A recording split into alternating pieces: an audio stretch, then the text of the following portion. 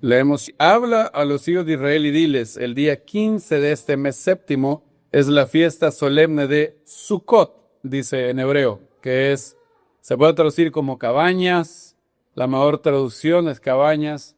En la Biblia, en la Reina Valera lo quieren como tabernáculo, pero la palabra para tabernáculo en hebreo es mishkan, no es la mejor traducción. Mishkan es una tienda, como una tienda de campaña.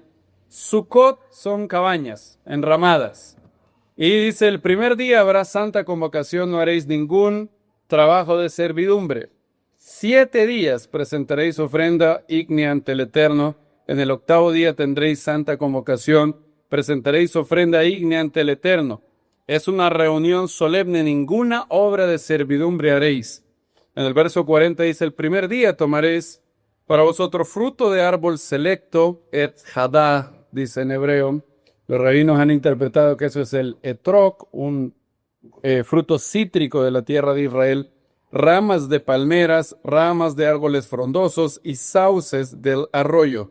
Durante 7 días os regocijaréis en presencia del Eterno vuestro Dios. Celebraréis esta fiesta solemne al Eterno anualmente durante 7 días. Estatuto perpetuo por vuestras generaciones que celebraréis en el mes séptimo. 7 días moraréis en tabernáculos. Para que sepan, todo natural de Israel morará en tabernáculos, para que sepan vuestras generaciones venideras que en tabernáculos o en cabañas, mejor traducido, yo hice morar a los hijos de Israel cuando los saqué de la tierra de Egipto, yo el Eterno vuestro Dios. Así promulgó Moisés a los hijos de Israel las fiestas solemnes señaladas por el Eterno. Bien, leemos en este capítulo las 7 fiestas que el Eterno, dependiendo cómo se cuenten, las fiestas, las solemnidades que el Eterno ordenó a su pueblo.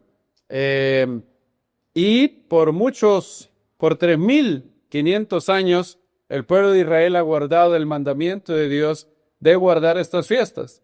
También leemos en los evangelios cómo Jesús y sus apóstoles, quienes eran judíos observantes de las leyes de Dios dadas a Israel, guardaron todas estas fiestas.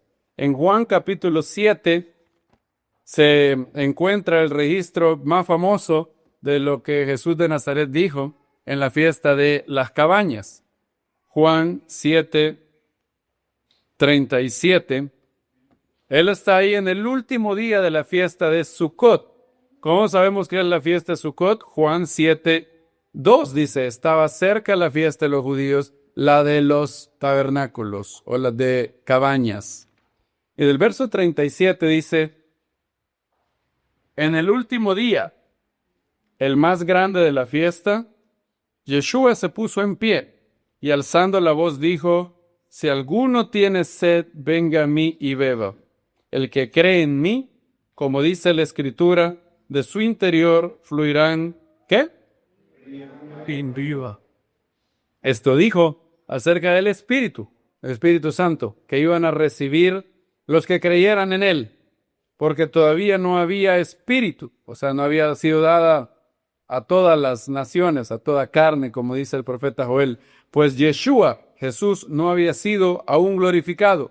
Al oír estas palabras de entre la multitud, decían verdaderamente este es el profeta. El pueblo judío y los samaritanos esperaban a un profeta que cumpliría la profecía de Deuteronomio capítulo 18, del 15 al 18, un profeta en medio de ti levantará el Eterno como yo, a él oiréis. Pero unos fueron más allá y empezaban a preguntarse si él no solamente era el profeta, sino algo más. El verso 41 dice, otros decían, este es el Mesías. El Mesías. La palabra Mesías en hebreo, Mashiach, significa ungido o sellado. La mejor, y obviamente ungido para un propósito. Ungido, o mejor, la mejor palabra, el escogido. Así tomó nombre la serie tan famosa hoy, The Chosen, el escogido. Se tradujo en español como los escogidos. ¿Quién sabe por qué? O sea, en inglés The Chosen se puede traducir como el escogido, la escogida, las escogidas, los escogidos, porque los artículos en inglés no tienen género ni número, hay que saberlo por el contexto. Pero obviamente la serie se llama The Chosen, el escogido. Las palabras de él fueron tan increíbles que habían mandado gente a arrestarlo. Miren lo que dice en el verso 43. Por esto surgió una división entre la gente a causa de él. Donde quiera que el Mesías es predicado, donde quiera que la verdad llega, hay una división. Platón, el filósofo griego, que vivió 400 años antes del Mesías, dijo, no hay nadie más odiado que aquel que dice la verdad. Aristóteles, su discípulo, el discípulo de Platón, en un libro que se llama Ética Nicomaquea, cuando él va a diferir con su maestro, se le ha acuñado esa frase, querido me es Platón, pero más querida me es la verdad. Y entonces él decía que la verdad debe ser buscada sobre todas las cosas, porque la verdad puede ser incómoda, odiosa, molesta al inicio, pero debido a que la verdad es la descripción de cómo la realidad es, la verdad es nuestra mejor amiga, aunque al inicio no nos guste. Agustín de Hipona decía, amamos la verdad cuando nos ilumina, pero la odiamos cuando nos condena. Y eso sigue siendo cierto hasta el día de hoy. Y por él había división, dice la Biblia. Lo dice, algunos de ellos querían prenderlos, pero nadie puso mano sobre él. Así que los alguaciles fueron a los principales sacerdotes y a los fariseos, y ellos les dijeron a estos alguaciles que habían mandado a arrestarlo, ¿por qué no lo trajisteis? Y ellos dijeron, los alguaciles respondieron, nunca un hombre habló así. Entonces los fariseos le dijeron, ¿también vosotros habéis sido engañados? ¿Acaso alguno de los magistrados de los fariseos ha creído en él? Y en efecto sí creían. Había por lo menos dos. José de Arimatea y el rabino Nicodemo. Y quiero hacer énfasis en lo que estas personas dijeron. Nadie nunca habló así. El Mesías en la fiesta de los tabernáculos, un poquito atrás, Juan 7:16 dijo algo que divide a la humanidad en dos partes.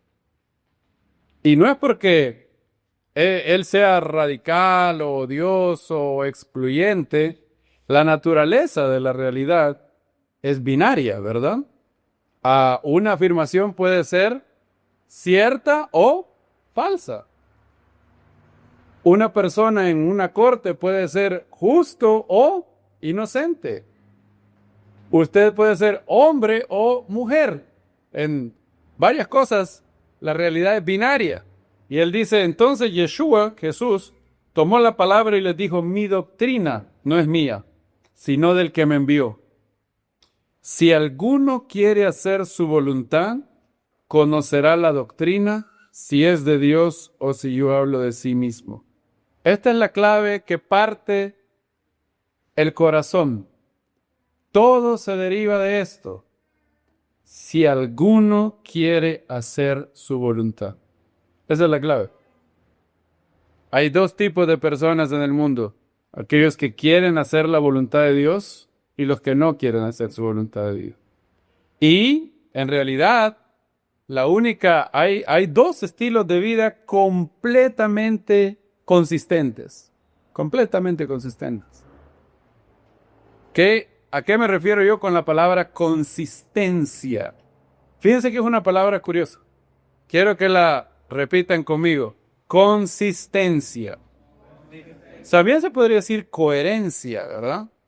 Cuando alguien vive de manera consistente, ser consistente con lo que yo creo o digo creer es si mi vida es el resultado natural y lógico de lo que yo creo. o si en mi mente no hay creencias contradictorias.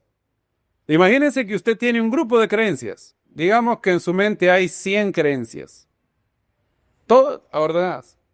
Alguien es consistente si ninguna de esas 100 creencias se contradice. Si alguien tiene una manera de ver la vida y dice algo que es completamente contradictorio a lo que dice creer, eso es ser inconsistente.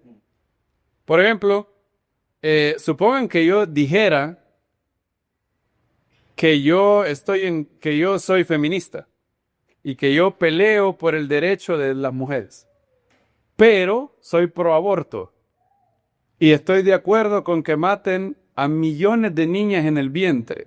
¿Es consistente mi posición?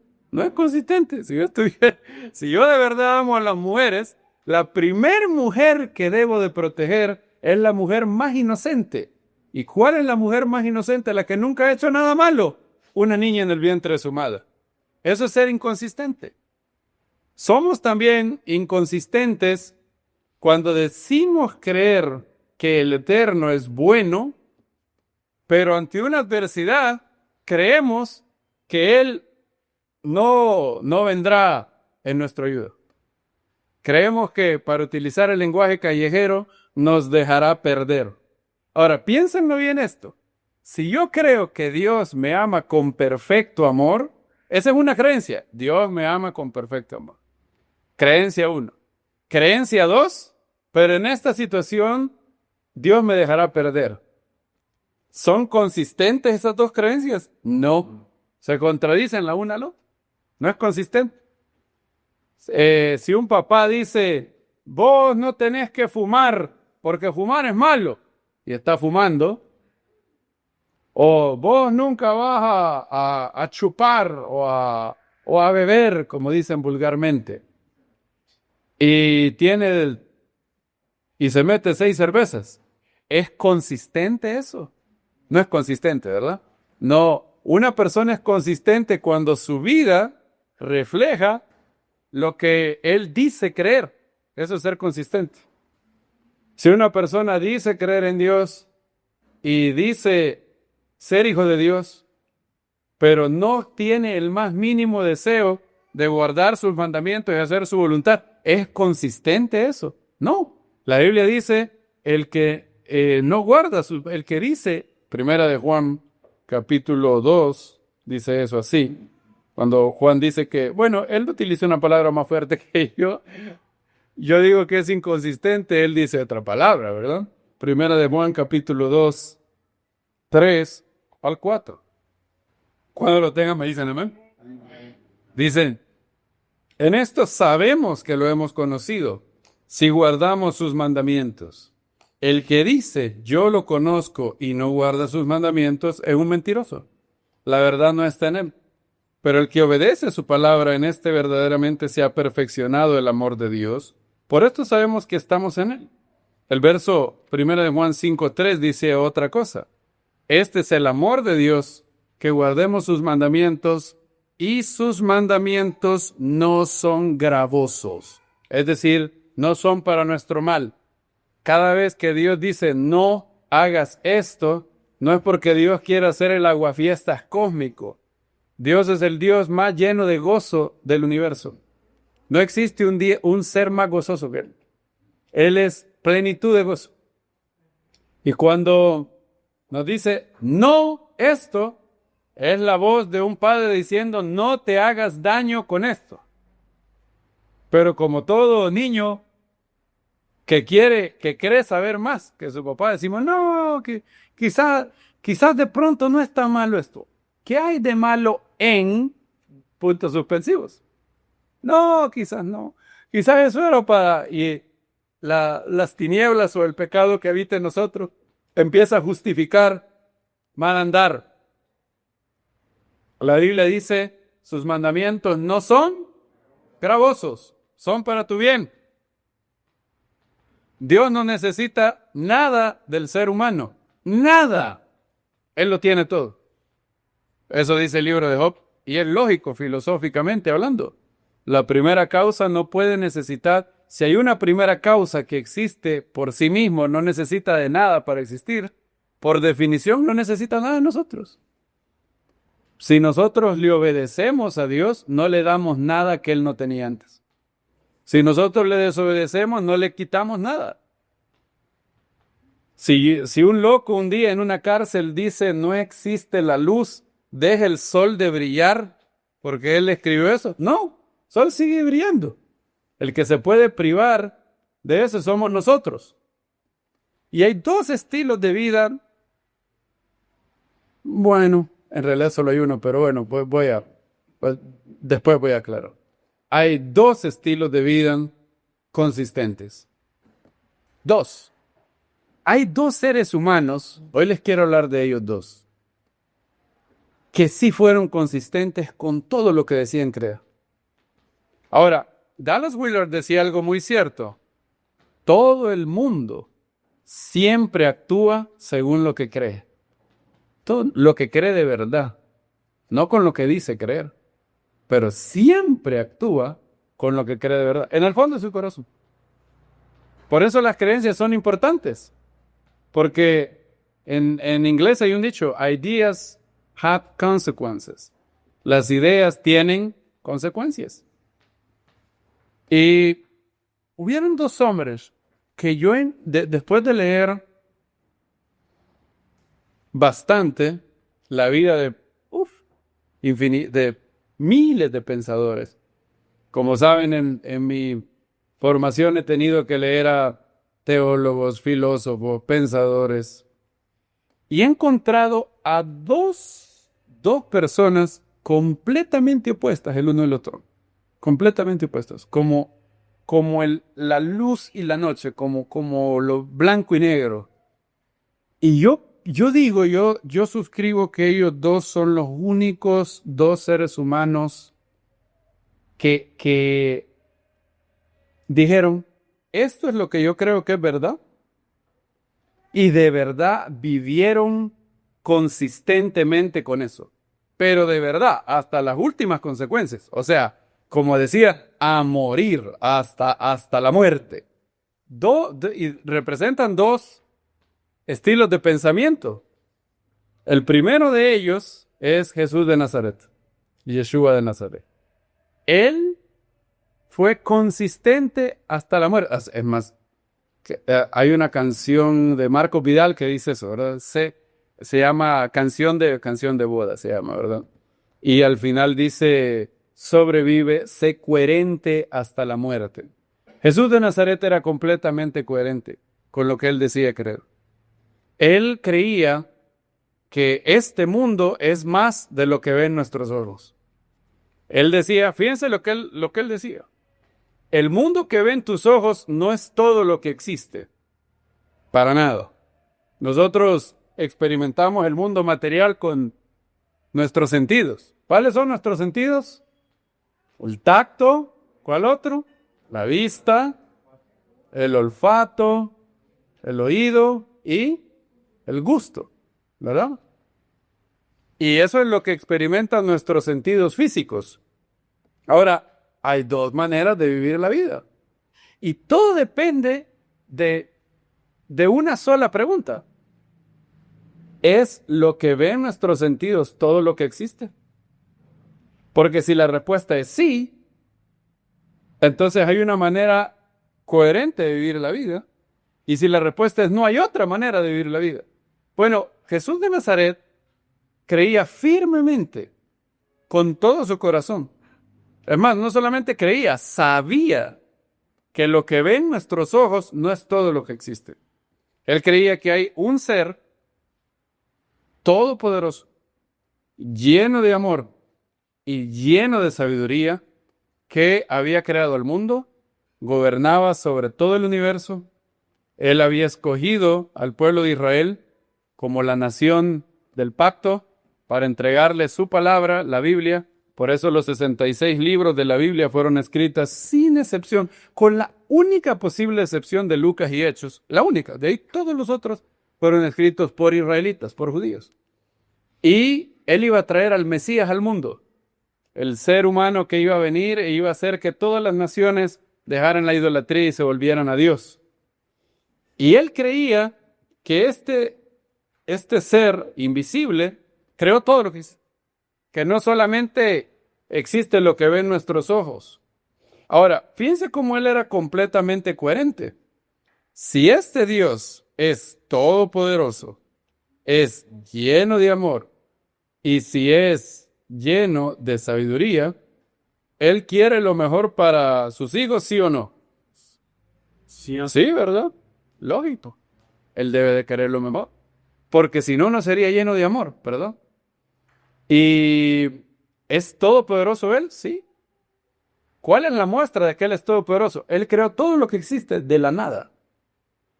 Él creó el diseño del mundo. La gente admira a Leonardo y a los pintores. ¿Qué tal el universo? El diseño.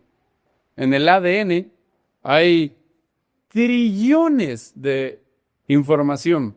La información necesaria para la ubicación de cada hueso, de cada tendón, para la herencia de genes, si usted es mujer o hombre. Increíble. Incluso los ateos, por ejemplo, Richard Dawkins dice que en el ADN de una amiba, ¿cuántas amibas caberán en un centímetro? Miles de amibas. Y en el ADN de una amiba hay información para llenar 1000 tomos de la Enciclopedia Británica. ¿Se pueden imaginarlo? El ADN es un lenguaje que, a diferencia del hebreo, no tiene 22 letras, tiene 4 letras. Y cada letra, fíjense, cada letra es como un libro. Para que un libro tenga sentido, cada letra tiene que estar en el lugar correcto antes de la letra correcta y después de la letra correcta. De lo contrario, el organismo no es viable. No. ¿Cuál es la probabilidad que este libro que tengo en las manos se haya hecho por la nada de la nada? Imagínense que un día yo le digo, este libro se hizo de la nada. Es más, ¿saben qué pasó? Este libro lo escribieron unos monos. Le di no unos monos, unos niños, sino unos monos primates, ¿verdad? Le di una computadora a 5 monos, empezaron a hacerle así, le decían, ungo, le hacían así, le hicieron así los monos, y salió este libro. ¿Podrían creer ustedes eso? No hay manera de creer. ¿Por qué? Porque la información implica inteligencia. Y el gran diseño del mundo es prueba de que hay un gran diseñador. Así como un reloj implica un relojero, un gran diseño implica un diseñador. Entonces, ¿es infinitamente poderoso Dios? Claro. Es más, como Él es la primera causa, nada existió antes que Él, no hay nada que lo limita. No hay otro ser que existió antes que lo limita de alguna manera. Puede hacer todo lo lógica, existencialmente posible. Y entonces Yeshua creía que como consecuencia de estas 3 cosas, fíjense, Dios existe y su reino está al alcance. Dios es bueno, no hay mal en Él. Él no es malvado, no tiene ningún incentivo para hacer el mal. No hay nada que al haciendo... Generalmente todos los seres caídos hacemos el mal para obtener un bien. ¿El ladrón por qué roba? ¿Roba por robar? No. Roba porque haciendo eso llegará a tener un bien económico. Y en su mente, él piensa que le va a ir bien. El fornicario, el adúltero, ¿por qué fornican y adulteran? Porque quieren obtener un bien, el bien de placer sexual. Todo mal que se hace, nadie hace el mal por el mal mismo. Siempre el mal es un atajo para la obtención de un bien. Y en la mente del que hace el mal no hay otra manera, o por lo menos la manera para obtener el bien es muy costosa. Mejor un atajo. El mal es un atajo. Bueno, yo quisiera placer sexual, pero hay que casarse, hay que gastar en la boda, luego tengo que serle fiel a una mujer, y luego si sale embarazada tengo que trabajar por varios ratos para mantener al niño y todo eso. No, mejor no. Ese bien de tener placer sexual. Y no solamente eso, porque eso es lo más bajo, el bien del compañerismo, de la compañía, del amor. No, mejor no. El mal te dice, hay un atajo para eso. Se llama fornicación. Se llama sexo libre fuera del matrimonio. No, no, no, no, no. Hazlo y te irá bien. No te preocupes. Además, eso era prohibido antes o ya no. No seas anticuado. Supongo que alguien le dijera, hay varias gente que ha matado a otro. Eso de que está prohibido asesinar, eso era antes, hoy ya no. ¿Qué le dirían a esa persona que está loca? Hay cosas que son prohibidas eternamente, porque tienen que ver con el núcleo de la realidad y no ha cambiado nada. Y entonces Dios no tiene ningún incentivo para hacer ningún mal, porque no hay ningún bien que Él tenga que no pueda acceder sin hacer el mal. ¿No? Él no necesita hacer ningún mal. Nada. Por eso Él es un ser lleno de amor, porque no necesita nada. Dios es infinitamente sabio y poderoso, creía Jesús de Nazaret. Entonces, ¿qué se sigue de estas tres cosas? Noten que Jesús es el ser más inteligente que ha existido. Él creía esto. Nada puede pasarle a un siervo de Dios que no sea permitido para su bien. Eso se lo dijo a Pilato. Cuando Pilato le dijo, a mí no me contestas, ¿no sabes que yo tengo poder para soltarte o mandarte a crucificar? Y Yeshua le dijo, ninguna potestad tendría sobre mí si no te hubiera sido dado de arriba. Todas las cosas trabajan para bien de los que le aman. Él también creía esto. Si alguien sufre por algo, por la justicia, y ocupa esto como ocasión de fe y testimonio, su recompensa es grande en los cielos. También él creía, por lo tanto, si hay un ser todopoderoso, lleno de amor, lleno de sabiduría, que siempre permite todas las cosas para el bien de los que le aman, lo que se extrae de estas cuatro premisas es, yo puedo confiar plenamente en Él. Y entonces él confiaba plenamente en Él. Pleno. Eso es, fíjense, dígame si no es completamente consistente con todo lo que digo. Sexto, si puedo tener absoluta confianza en Dios, hacer su voluntad siempre es el máximo bien para mi vida. Lo más lógico del mundo. Si hay un ser supremo que ha hecho leyes para mi bien, lo más lógico del mundo es obedecerlo, porque es para mi bien. ¿Quién va a saber más? ¿Quién sabe más del carro que yo tengo? ¿Yo o el que lo fabricó? ¿Qué lo fabricó? Supongan que yo viniera y dijera, no, bueno, ahí dice que el hermano Robert le va a hacer la prueba. Ahí dice el manufacturador que yo le tengo que poner aceite 0W20, pero yo como yo soy pro, le voy a poner 20W50, le voy a poner. Porque yo sé más. Porque yo sé más que el fabricante. Y ahí dice que el cambio de aceite se lo tengo que hacer ¿a los cuántos? A los 5,000 millas. Pues no, yo se lo voy a hacer a las 50,000 millas. Y seguro me va a ir bien. Me va a ir bien porque yo así creo. Yo medio le vi ahí, anda negra el aceite, pero pues sí, el aceite siempre anda negra, ¿o no? Yo siempre la he visto negra, nunca la he visto rosada. Entonces yo veo que anda negra y yo la voy a hacer a los 50,000 millas. ¿Cuál es el problema? ¿Qué va a pasar con mi motor al poquito al tiempo?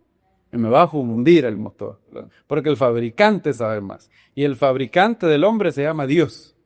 Y las leyes que Él dio están en la Torá, en la Biblia. Y entonces, Jesús de Nazaret tenía una última premisa. Buscar el reino de Dios y hacer lo correcto, la virtud del reino de los cielos, es lo más importante en mi vida. Lo más importante. Piensen que, como dice esa caricatura, no veo fallas en su lógica. Todo arranca de un gran sí. Sí, Dios existe. Si lo que vemos con nuestros sentidos, lo que experimentamos con nuestros sentidos, no es todo lo que existe. Si hay un ser supremo, todopoderoso, lleno de amor, lleno de sabiduría, si Él siempre quiere lo mejor para sus hijos, puedo tener plena confianza en Él y por tanto hacer su voluntad para mi vida es lo más importante. Es una lógica inquebrantable. La conclusión se sigue de cada una de las premisas. Ahora, alguien respondió el sí de manera distinta. Era un alemán, era un filósofo, se llamaba Friedrich Nietzsche. Y yo, después de leer a varios ateos, porque he leído varios de ellos, Dawkins, Bertrand Russell, Sartre, Albert Camus, Mackie, Harris Hitchens, y los pesos pesados de antes, los verdaderos ateos gruesos de antes.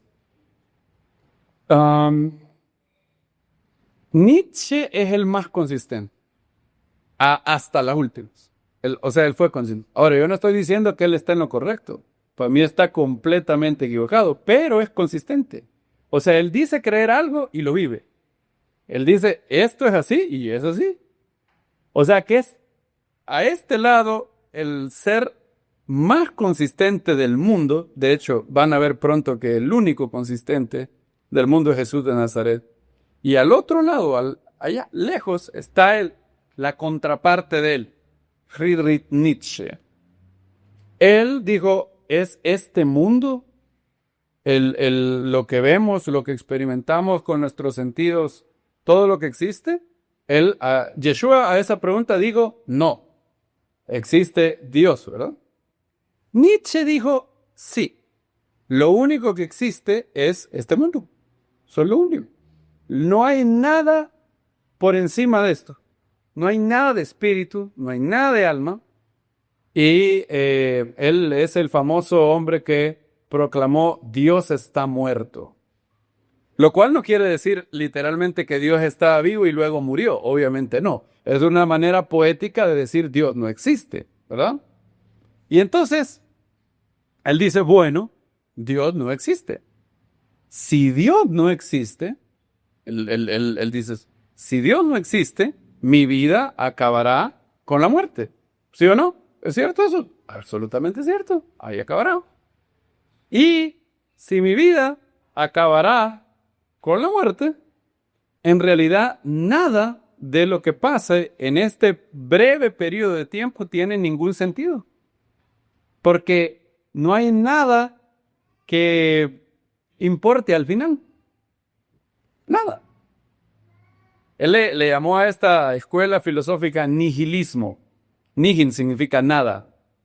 Entonces, él decía, como Dios no existe, cada uno es un mini Dios.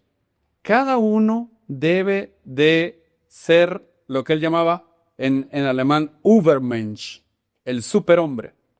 Cada uno debe hacer su propia moralidad.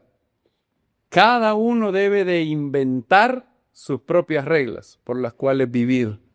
Ser un superhombre, decía él, un hombre autohecho. Y escribió varios libros. Uno se llamaba Más allá del bien y el mal, así habló Zaratustra y otras. ¿Cómo hicieron de mal esos libros? ¿Saben quién fue alguien que leyó mucho los libros de Nietzsche? Un pintor de Viena, se llamaba Adolf Hitler. Y Nietzsche fue fundamental para él. Él lo leyó y dijo, tiene razón Nietzsche. Y bueno, ya saben lo que pasó, ¿verdad? ¿Se acuerdan que les dije, las ideas tienen consecuencias? Helas ahí. Entonces Nietzsche decía, como no hay Dios y como yo me voy a morir, debo de vivir para mí, ¿verdad? Porque al final, esta es la única vida que voy a tener. ¿Qué es lo único bueno que hay en este mundo? Placer. Entonces debo de vivir para el placer. Y debo de ser moral, no porque haya una ley moral que algún Dios haya puesto sobre mí, no, sino porque me conviene. Por ejemplo, hay que ser moral. ¿Por qué me tengo que detener en el semáforo? ¿Porque yo temo y respeto a la autoridad? No, para que no me pegue otro carro, ¿verdad? ¿Por qué no debo de matar a alguien? Porque peligroso, si lo mato, me van a meter preso.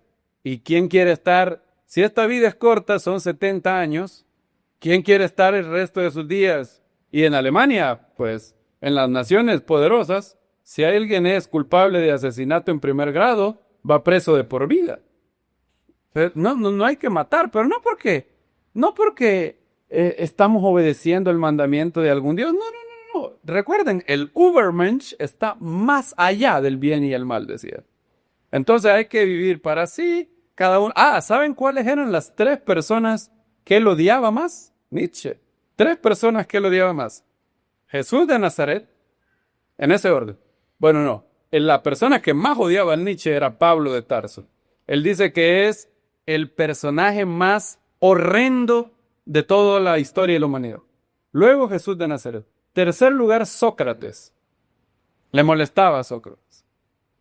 Kant también le molestaba, el otro filósofo de Prusia. Y él decía, bueno, y como no hay nada que tenga sentido, él decía esto: si Dios existiera, la vida tendría sentido. Pero Dios no existe. Por lo tanto, la vida no tiene sentido. Y no hay nada que sea, eso del bien y el mal es un invento de los judíos. ¿Saben qué eso dijo él? El bien y el mal es un invento de los judíos. Le llamaba la moralidad de las ovejas. Él decía que en la lucha porque él decía, si no hay Dios, nosotros hemos venido de la nada. Somos monos con cerebro grandote, ¿verdad? Y si no hay Dios, lo único que hay es el mundo animal. Nosotros somos animales. O animales muy inteligentes, pero animales. Ahora él decía, no hay manera que una oveja convenza a un lobo que no se la coma. No hay manera, decía él. ¿Hay alguna manera que pueda hacer la oveja? Supongan que vienen 3 lobos y la oveja le hace ¡me! Y llora la oveja. ¿El lobo se la va a comer? Se la va a comer. Porque el lobo no tiene concepto de bien y mal. Simplemente dice, hay una presa y yo me la voy a comer. Ahora él dice, el problema es que el ser humano es un mono evolucionado y él llega a tener algo que es su gran aliado y su más grande enemigo al mismo tiempo, la razón. Entonces él dice, una raza superior, un pueblo superior, encontró a los judíos. Y los judíos son un grupo despreciable, también los cristianos, un grupo despreciable. Y son cobardes, son débiles, son gallinas, no son Übermensch, como debemos de ser nosotros. Entonces, ¿cuál es la manera que ellos encontraron? ¿Cuál es la manera que las ovejas encontraron para que el lobo no se las comiera? Convenciéndolos con el mito judío de la conciencia. No me hagas daño porque eso es malo. Y así, decía él, los débiles convencieron a los fuertes de no hacerles daño. Y es así que los judíos y cristianos lograron conquistar al mundo y tenernos así. No sé ustedes, pero oyen bastante de Hitler en este pensamiento. Sí, es porque fue Nietzsche la gran influencia de Hitler. Hitler tomó las ideas y dijo, Es más, Nietzsche dijo que el Übermensch iba a ser un hombre que iba a despojarse de las cadenas de la conciencia, que iba a ser un hombre que iba a llegar a gobernarse a sí mismo. Y Hitler dijo, yo voy a ser el Übermensch, del cual habló Nietzsche. Y él vivía así. Vivía con todo tipo de libertinaje sexual, con todo tipo de cosas. Y él vivía diciendo, no hay nada malo. El mal solamente es una ilusión creada por los judíos. Él decía, por ejemplo, para hacerle burla a eso, si matas a un perrito, la gente dice que es malo. Pero si pisas una cucaracha, la gente dice que es bueno. Decía él, la moralidad judío-cristiana tiene consideraciones estéticas, decía su libro. Un día, él estaba en Turín, en Italia y vio a un hombre que llevaba un caballo. Y el hombre empezó a golpear al pobre caballo de manera horrenda. Él empezó a golpear al caballo, el pobre caballito sangraba, el caballo lloraba, si es que lloran, yo no sé, se podría decir que, ¿cuál sería el sonido del caballo? Relinchaba y sangraba y el pobre caballito se oía. Nietzsche, por primera vez, él había sido consistente con su ateísmo toda su vida, digámoslo, casi.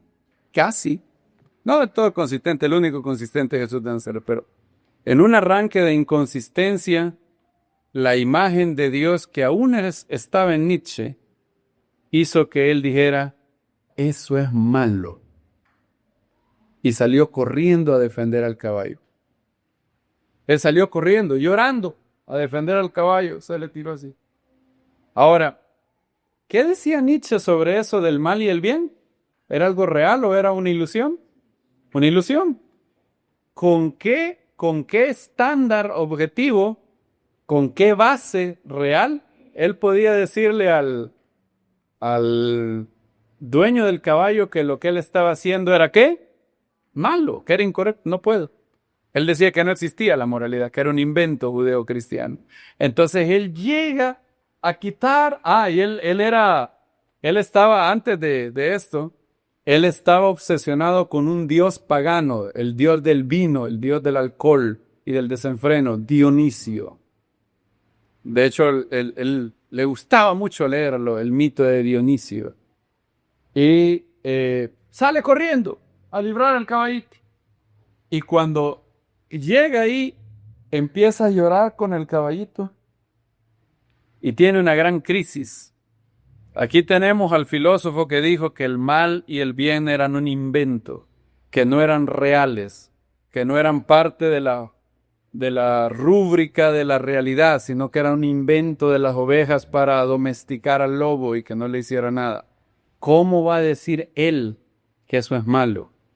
Y quizás en esa crisis, él tiene ¿cómo se llama? Una crisis, no sé qué sé yo, cerebral, nerviosa, de todo. Y le da, y se desmaya, y le da un shock. Y a partir de ahí se volvió loco. Friedrich Nietzsche. Él terminó él era Friedrich Nietzsche. Tampoco es que es muy bonito, pero loco se veía peor el pobre. Friedrich Nietzsche. No muy bonito que digamos, ¿verdad? Pero este era antes de estar en el manicomio, ¿lo ven? Lo van a ver así. Se veía muy lleno, el ateísmo lo había dejado lleno de gozo, ¿verdad? ¿Lo ven ahí? Bien gozoso. Y cuando estaba ya en el manicomio,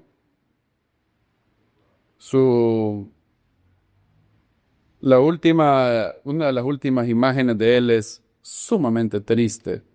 Ese es él en el manicomio. Solamente su mamá llegaba a verlo. E hizo unos poemas en el manicomio. Él firmaba ya no como Friedrich Nietzsche, sino que firmaba como Dionisio, o como the Antichrist, el anticristo. Finalmente se volvió loco, porque no pudo soportar las consecuencias de su ateísmo. Él fue un mártir del ateísmo. Un mártir que creyó lo que él creía, lo que el ateísmo decía. Dios no existe, la vida no tiene sentido, nada importa, no importa lo que tú hagas. Tú puedes ser doctor, ingeniero, abogado, tener 2 billones de dólares, salvar una vida, no importa.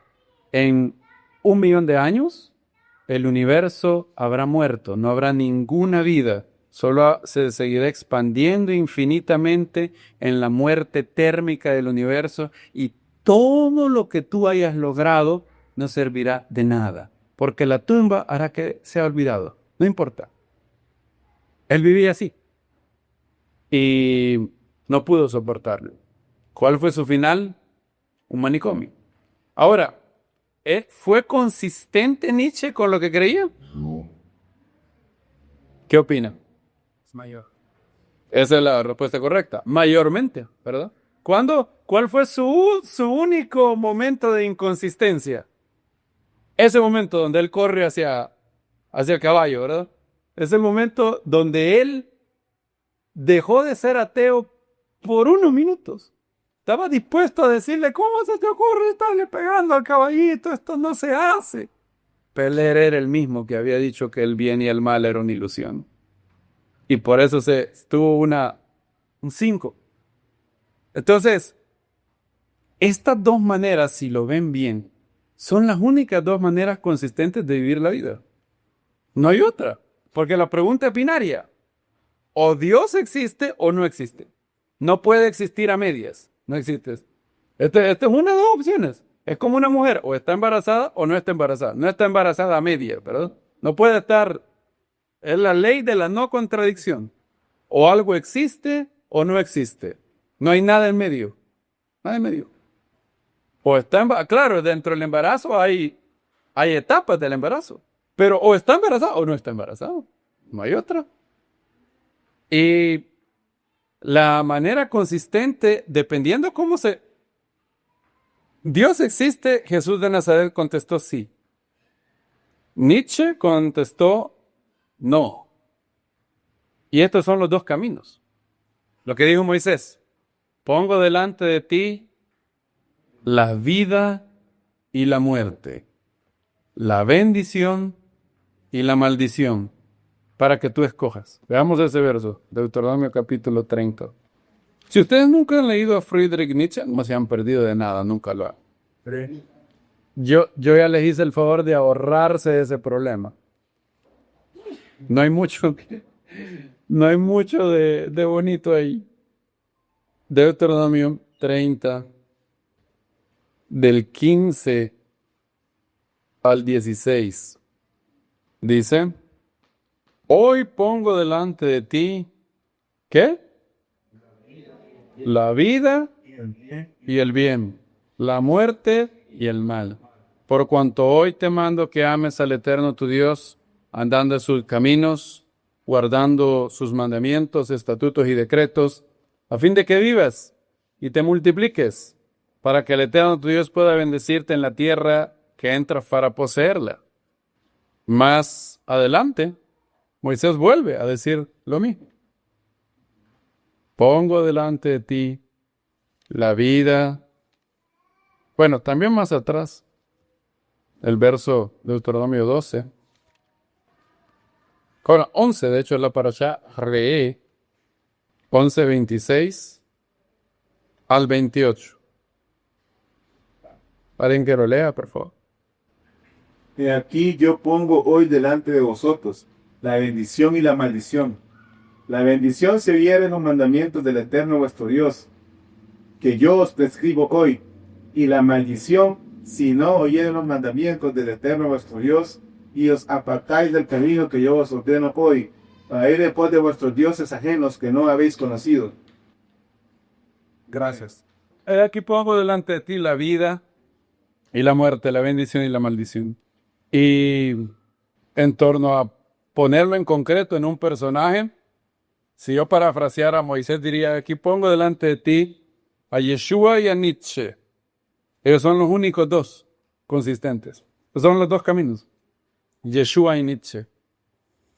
Sigue a Yeshua. Él es la vida. Él es el camino, la verdad y la vida. Amén. Él fue el que la tuvo clara. Y es la única manera consistente. Cuando lo pensamos bien.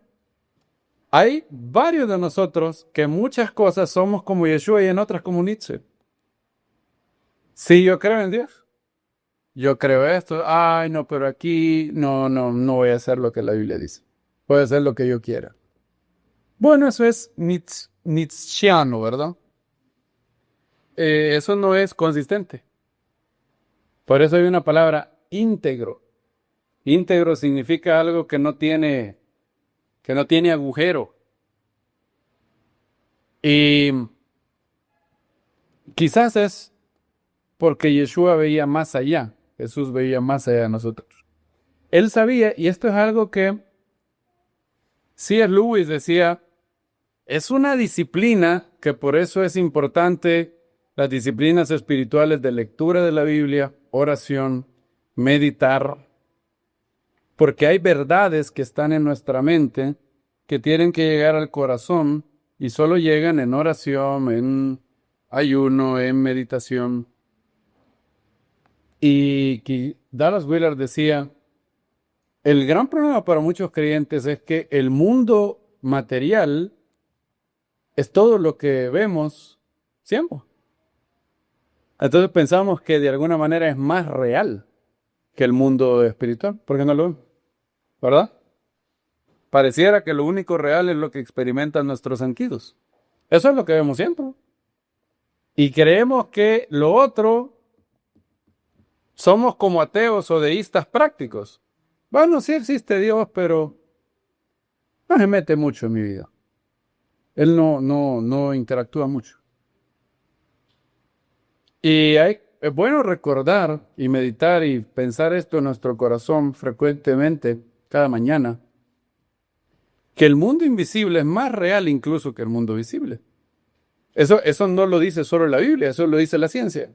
Si usted le preguntara a un científico ¿de qué está hecho eso? Les diría, bueno, está hecho de ciertos compuestos químicos, ¿verdad? ¿De qué está hecho eso? Plástico. Muy bien. ¿Y cuál se? Todos los materiales que están ahí, cuando los vamos discriminando, llegan a estar varios componentes de la tabla periódica, ¿verdad? ¿Se acuerdan? La tabla periódica. Nos la enseñaron en bachillerato, ¿verdad? La tabla periódica de los elementos. ¿Quién hizo la tabla periódica?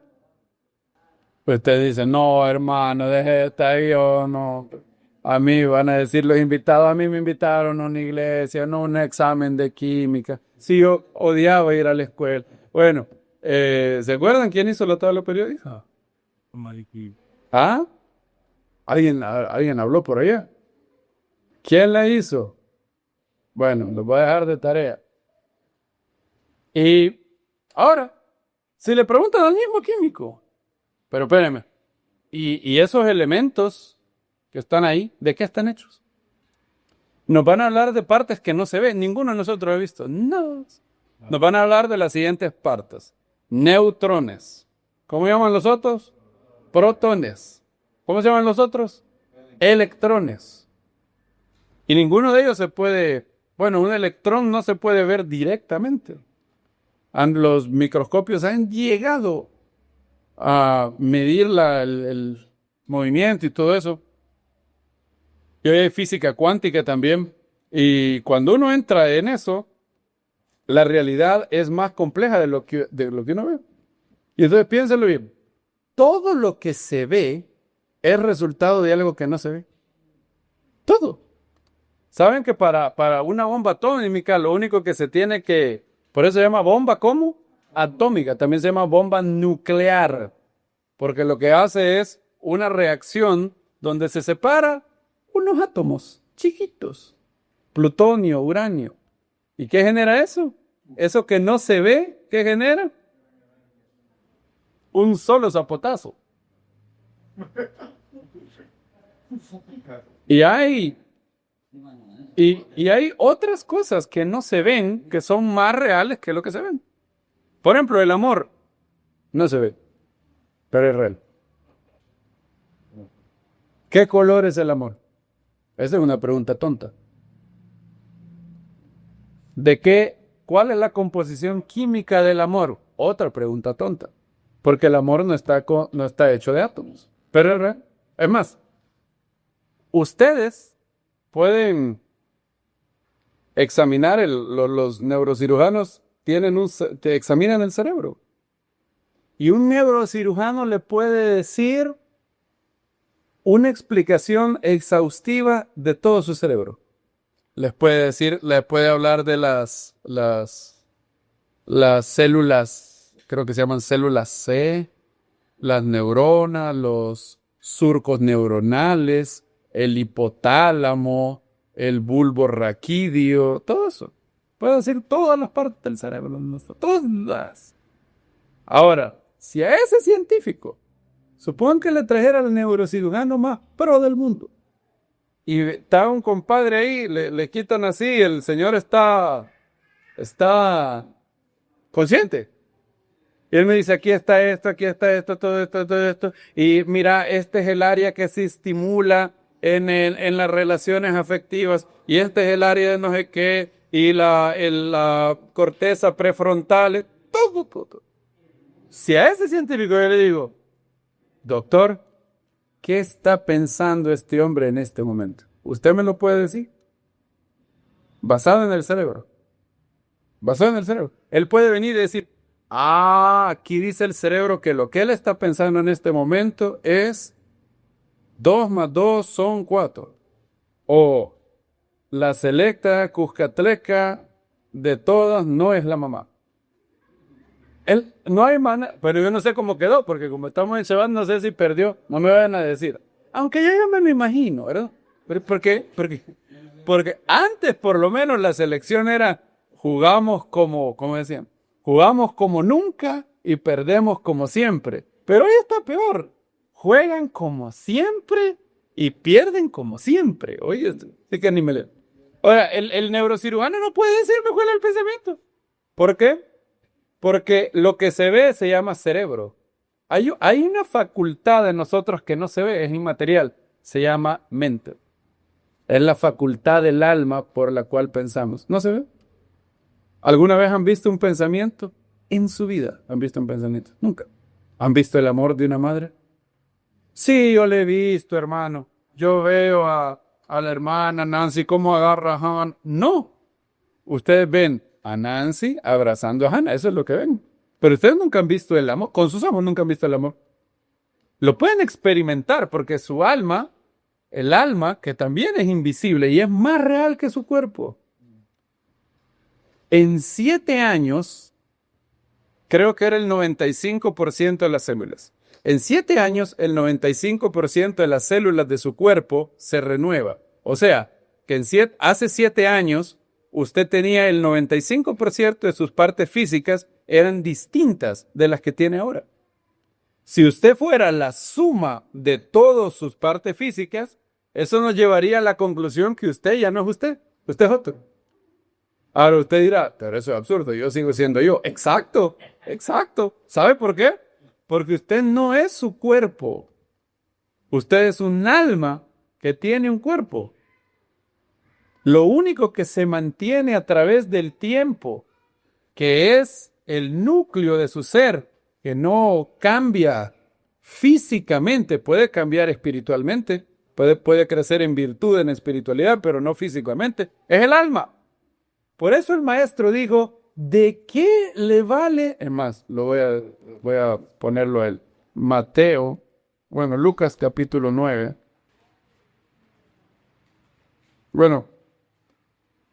Voy a hacer un mix de Lucas y Mateo.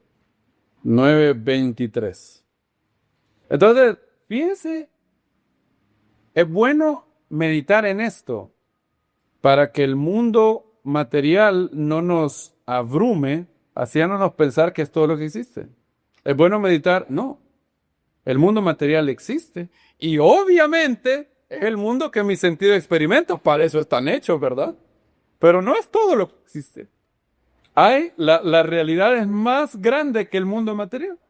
Es más, lo inmaterial es más real, porque lo inmaterial es lo que genera lo material. Lucas 9 dice, y a todos decía, si alguno quiere venir en pos de mí, niéguese a sí mismo, tome su cruz cada día y sígame. Porque cualquiera que se quiera salvar su vida, la perderá.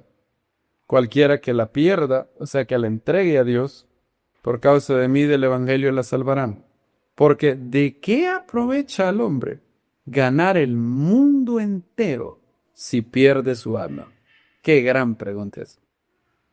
Claro, esto presupone que el alma existe. Nietzsche no pensaba que el alma existiera. O sea, para él nosotros éramos un cúmulo de células. Todo otra vez todo tiene que ver con una sola pregunta. ¿Es el mundo material todo lo que existe? Nietzsche dijo sí, Jesús dijo no. Y el mundo material no es todo lo que existe.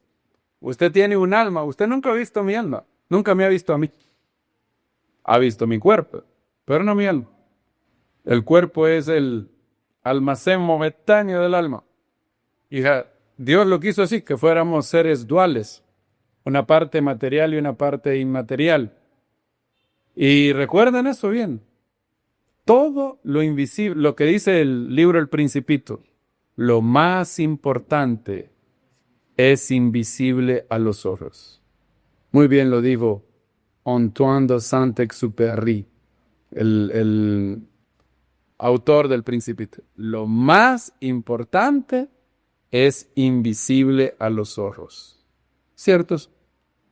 El amor, los pensamientos, el alma, átomos, electrones, protones.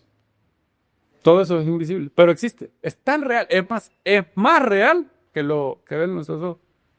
Porque es la causa del otro. ¿Por qué nuestro cuerpo es como es? Bueno, va a decir un hermano, mire, yo porque como bastante es así, pero antes no era así. Bueno, no estoy hablando de eso. Eso tiene otras explicaciones. Tiene ciertas explicaciones de hábitos. Pero estoy hablando en el sentido general. ¿Qué determinó que su cuerpo fuera lo que es? ¿Qué determinó que usted sea niña o niño? ¿Qué determinó que su cuerpo fuera color negro? Sus ojos fueran del color que son. Todo eso. ¿Qué determinó eso? ¿Qué determinó eso que es visible? Los científicos lo llaman genoma. Ahora, hace poco tiempo, los científicos se dieron cuenta que el genoma no es material, es inmaterial. Hay un libro que es muy bueno que se llama La venganza de Platón, Plato Revenge, y la nueva ciencia del genoma inmaterial. Los científicos también le llaman epigenética, y hoy cada vez más los científicos descubren que lo que causa nuestra configuración del cuerpo es algo que no se ve. Entonces, el mundo inmaterial es menos real o más real que el mundo material. Mucho más real. Es más, cuando todo lo material no existía, había un ser inmaterial llamado Dios que existía. Entonces, Jesús de Nazaret dijo, si alguno tiene sed, si alguno quiere hacer la voluntad de mi Padre, conocerá si lo que yo hablo es de Dios o yo lo hablo de mi propia cuenta. ¿Quieres hacer la voluntad de Dios? Esa es toda la pregunta. ¿Tú quieres hacer tu voluntad o la voluntad de Dios? Si quieres hacer tu voluntad, hay un héroe, se llama Nietzsche. Él es la figura consistente con el ateísmo, con ese modo. Ahora, si quieres hacer la voluntad de Dios, el más consistente es el Hijo de Dios, Jesús de Nazaret, Yeshua. Él murió, cargó tus pecados en una cruz, para que si lo recibes como el Salvador de tu vida, puedas tener vida eterna. Y el Espíritu Santo de la promesa sea dado en tu corazón, Él cambie tu corazón como lo hizo con todos nosotros, te dé un corazón nuevo. Es la promesa de Dios para toda la humanidad. He aquí, quitaré el corazón de piedra y pondré un corazón de carne, pondré mi espíritu en vosotros para que andéis en mis estatutos, cumpláis mis preceptos y los pongáis por obra. La Biblia dice, al que no conoció pecado, en la cruz por nosotros lo hizo pecado, para que nosotros fuésemos hechos justicia de Dios. Juan 3:16 dice, de tal manera amó Dios al mundo. ¿Para que qué? Que dio a su único Hijo, para que todo aquel que en Él crea, que significa en todo aquel que le jure lealtad, que sea fiel a Él, que quiera ser leal a Él, tenga vida eterna. Porque no envió Dios a su Hijo al mundo a condenar al mundo, sino para que el mundo sea salvo a través de él. Así que arrepentíos y convertíos, dice el apóstol Pedro. Dios, habiendo pasado por alto, dijo Pablo en el Areópago, todos los tiempos de esta ignorancia, ahora manda a todo hombre, en todo lugar, que se arrepienta, que deje su mal camino, que deje la mentira, el asesinato, la fornicación, todo lo que desagrada a Dios,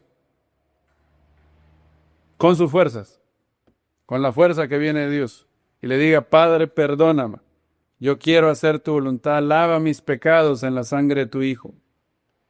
El que invocare el nombre del Señor será salvo. Romanos 19 dice, si confesares con tu boca que Yeshua, Jesús, es el Señor, y creyeres en tu corazón que Dios le levantó entre los muertos, serás salvo. Él hace la invitación a toda alma. He aquí yo estoy a la puerta y llamo, dice Apocalipsis 3:20. Si alguno oye mi voz y abre, entraré y cenaré con él y él conmigo. Gracias, Padre, por tu palabra. Te damos muchas gracias por hablar a nuestras vidas, enseñarnos las perlas de tu palabra. Como dice el salmista, abre mis ojos y contemplaré las maravillas de tu ley. Te damos muchas gracias por este momento. Gracias porque tu palabra es una palabra viva, eficaz, que llega a discernir los pensamientos del corazón y llega a lo más profundo, donde se parten el alma y el espíritu. Te damos muchas gracias. Te damos muchas gracias por este día, por la comunión los unos con los otros. Gracias, Padre, en el nombre de Yeshua, nuestro Mesías. Amén.